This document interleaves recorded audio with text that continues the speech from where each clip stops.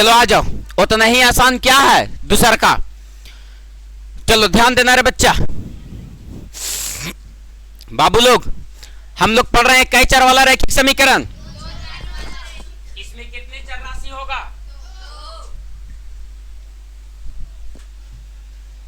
कै गो? थोड़ा थोड़ा कल देखे थे हम लोग सर, आज हम लोग दो चर वाला रैखिक समीकरण को थोड़ा सा विस्तार से देखेंगे। ध्यान देना बाबू, दो चर वाला रैखिक समीकरण, कै चर वाला सर? कै चर वाला सर? दो चर वाला रैखिक समीकरण। ध्यान देना बाबू, दो चर वाला, कै चर वाला? दो चर वाला कौन सा समीकरण?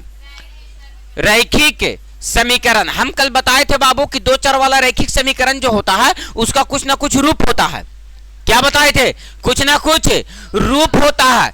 कैसा रूप होता है सर? तो पिछले क्लास में बात करके आया गया कि A X plus B Y plus C बराबर क्या रहेगा? 0। अगर इस रूप में है उसी को क्या कहेंगे सर? दो चर वाला रैखिक समीकरण। और अगर इस रूप में नहीं है तो बोलेंगे दो चर वाला रैखिक समीकरण। ये तो बताओ बाबू, ये दो चर वाला रैखिक समीकरण कब रहेगा? जब इसमें A X plus B Y plus C बराबर 0 के रूप में रहेगा तब। जैसे मैं इसका एग्जाम्पल के तौर पे, अरे 9th क्लास में आ गए हैं बाबू, इतना बुद्धि हम लोगों को जागरूक होना चाहिए कि किसका रूप किस में मिलता है, और ना मिलता है तो मिला देंगे, नहीं मिलता है तो कैसे सर? तो थोड़ा सा ध्यान देना। अभी अगर हम लिखे बाबू 2x प्लस 6y प्लस 18 बराबर 0, तो देखो तो बाबू क्या ये इसके रूप का है या नहीं है? तुम केयर करो तो ए का काम 2 कर रहा है, x का काम x कर रहा है, b का काम 6 कर रहा है, y का काम y कर रहा है, चर राशि का काम।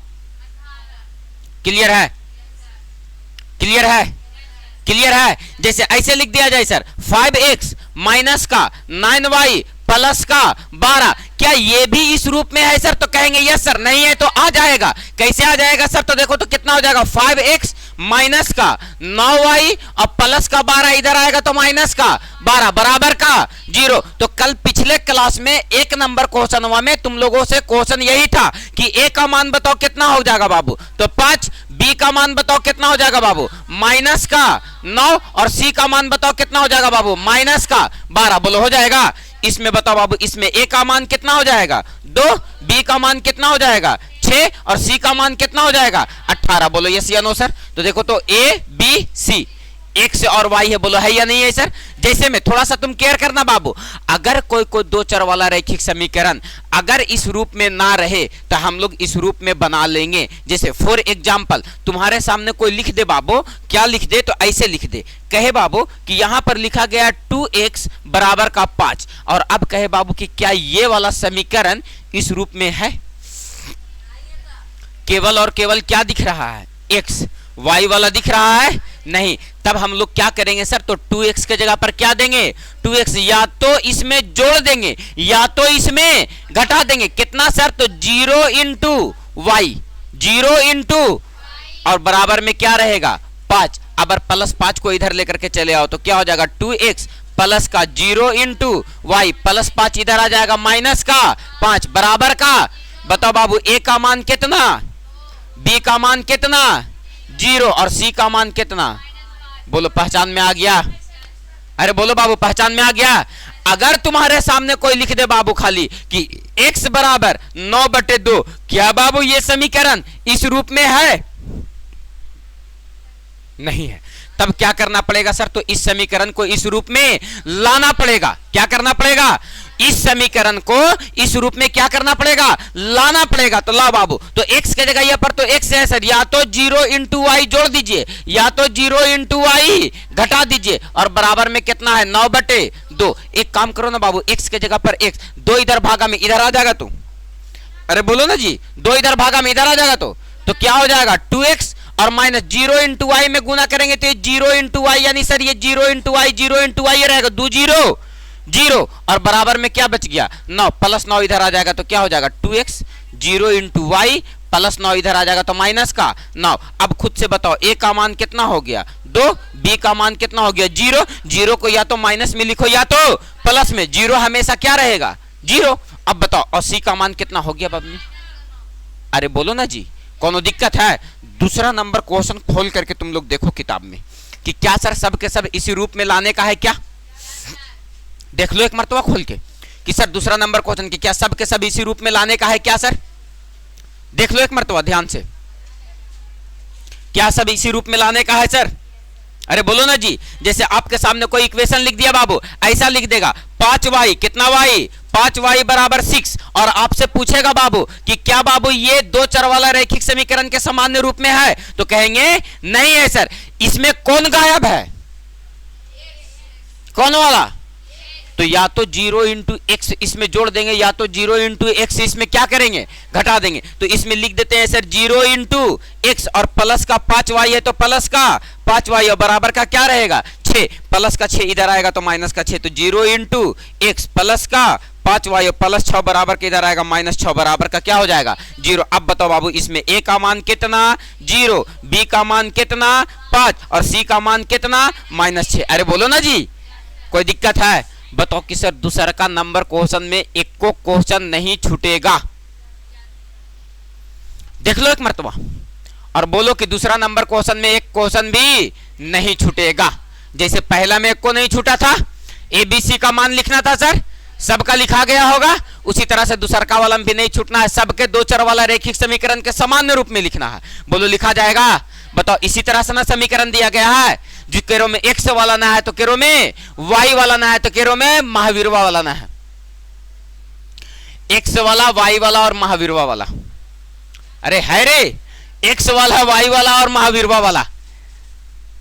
इसमें कै पद? 3 पद। कौन कौन? सब मिलकर बोलो ना बेटा, डंटा कहां है रे? बोलो कौन कौन?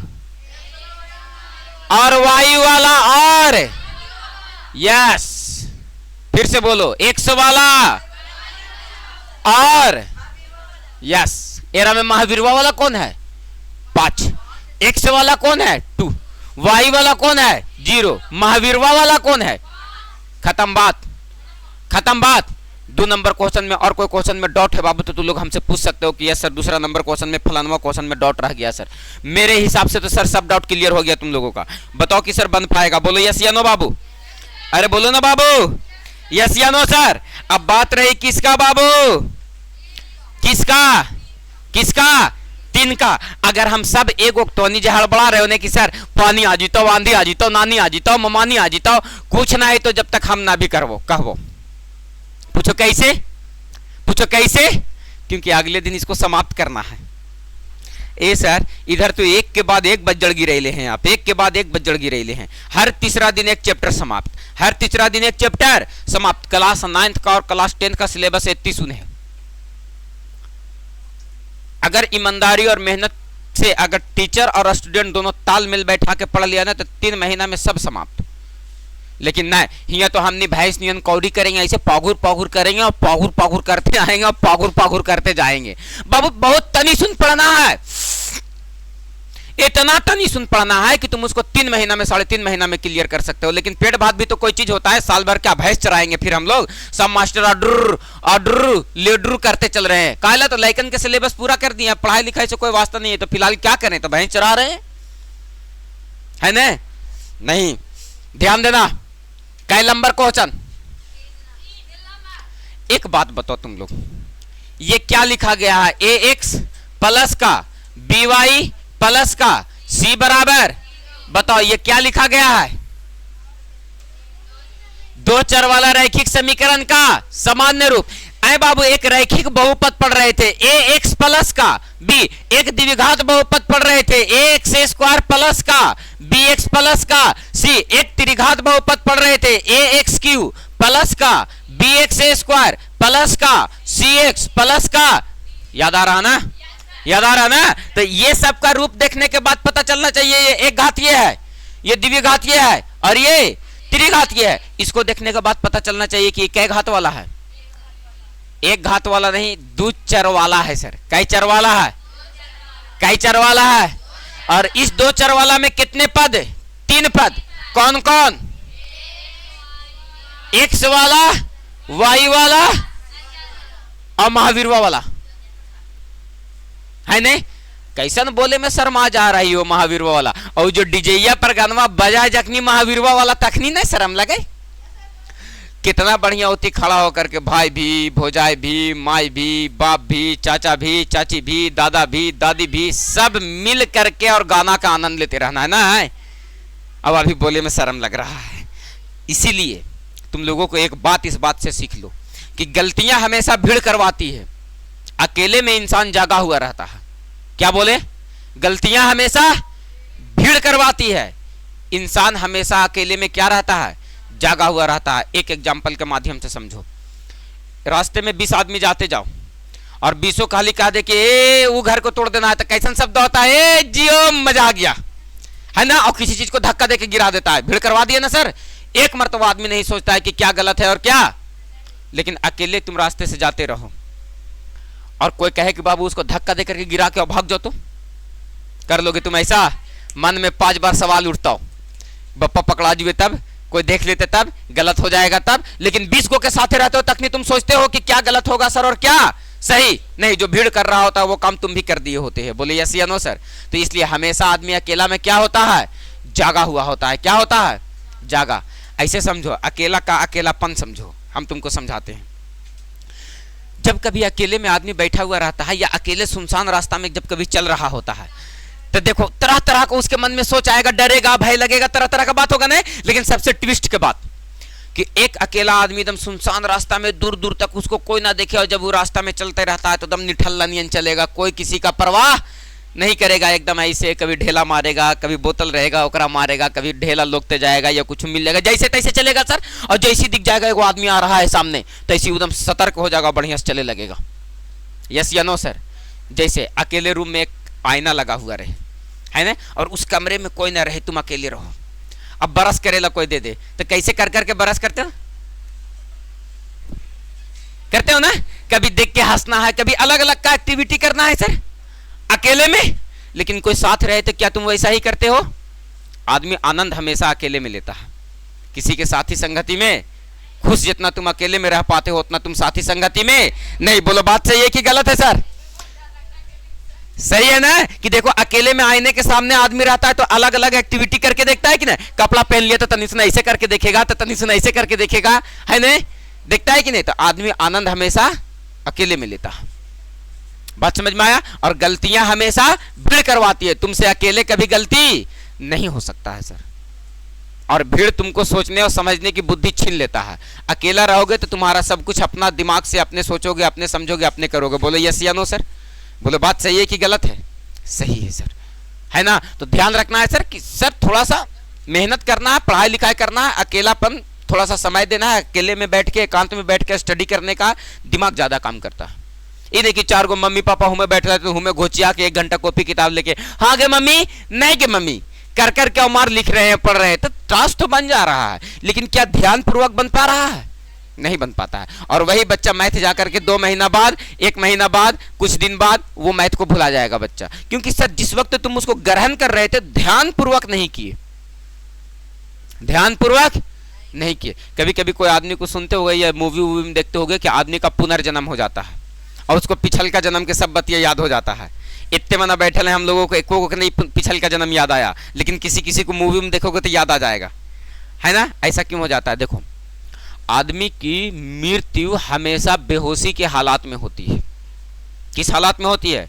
जब वो मरने वक्त होता है, जब उसका दम घुट रहा होता है, तब तक वो आदमी बेहोश हो गया होता है। और आदमी का मौत 99.99% जो मृत्यु होती है वो बेहोशी के हालात में होती है। अगर आदमी होशो हवास में मरेगा तो पुनर्जन्म को याद कर सकता है, पिछले जन्म को, लेकिन मरने वक्त तो आदमी बेहोश रहता है, तो याद कैसे आएगा? नहीं ना आ सकता। पुनर्जन्म उसी को याद आएगा जिसकी मृत्यु होशो हवास में हुई है। बात समझ में आया? वो चाहेगा तो अपना पिछल का जन्म याद कर लेगा, लेकिन जो आदमी मदहोशी में मरा है वो पुनः पिछला जन्म अपना कभी भी याद नहीं कर सकता है। और ये बात को हम परसुन तरसुन किसी किताब में पढ़ रहे थे, एक रजनीश ओशो का लिखा हुआ बुक है, उन्हीं का थॉट दिया हुआ किताब है, उसी किताब में पढ़ रहे थे कि अगर किसी व्यक्ति की मृत्यु होशों में हवास में होती है तब संभावना है कि वो चाहेगा तो अगले जन्म में अपना पिछला जन्म यानी पुनर्जन्म को याद कर सकता है। लेकिन हम लोग जैसे नॉर्मल आदमी का डेथ हो जाता है वो मदहोशी में होता है, तो जो आदमी बेहोश रहता है उसको कुछ याद रहेगा नहीं ना, जो होश में रहेगा उसको ना याद आएगा। तो यही बात है कि होशो हवास में मृत्यु हुई तो याद रहेगा कि पिछला जन्म में हम लड़का थे कि लड़की थे, माता पिता कौन था, कहाँ रहते थे, किस स्टेट में रहते थे, किस जगह पे मेरा घर था, कैसा घर था, क्या लूर लक्षण था हमारा, सब कुछ याद कर सकते हो, लेकिन बेहोशी में मृत्यु हो जाती है तो इसीलिए पिछला जन्म लोगों को याद नहीं रहता है। आ जाइए बाबू, और यहां पर बात कर रहे थे ये कैसा समीकरण है, इसमें कितने पद हैं, 3 पद। महावीर के छोड़ देनी तुम मैया, के पद है, कौन कौन, एक्स वाला, वाई वाला और अचर राशि। कौन सी राशि है ना सर, महावीर वाला नहीं, अचर राशि। कौन सी राशि, एक बात बताओ, अगर एक समीकरण लिखे 4x, क्या लिखे, प्लस का 2y प्लस का 4x प्लस का बराबर 12, बराबर क्या लिख दिए, और कहें कि जांच करके तुम बताओ, जांच करके तुम कि x बराबर 1, x बराबर और y बराबर 2 इस समीकरण का हल है या नहीं। बोलो कि नहीं समझे सर। आपको x का मान दे दिया और किसका मान दे दिया, y का मान दे दिया। किसका मान दे दिया, x का मान दे दिया और किसका मान दे दिया, y का। और x का और y का मान दे दिया और कह रहा कि जांच करके बताओ कि इस समीकरण का ये हल है या नहीं है। यानी x और y का मान जब इस समीकरण को हल करके निकालेंगे तो क्या x बराबर 1 और y बराबर 2 आएगा या नहीं आएगा। अगर आ जाएगा तो कहेंगे हल है, और अगर इस कंडीशन को फॉलो नहीं करता है तो बोलेंगे हल नहीं है। तो बताओ बाबू, x बराबर कितना रख लो है रे बाबू, और y बराबर कितना रख लो है रे बाबू। तो x बराबर 1 रखो तो 4 एकम, y बराबर 2 रखो तो y का मान कितना रख रहे हैं, 2। तो बताओ बाबू, y का मान 2 रखो तो 4 एकम और 2 दूनी के 4 और 4 कितना आया, 8। क्या 12 के बराबर आया। हल करने के बाद अगर ये 12 आ जाता तो कहते इस समीकरण का ये क्या है, हल है। लेकिन देखो तो 12 आया नहीं, लेकिन एक y बराबर तुम कर लो कितना, 4, y बराबर कितना कर लो।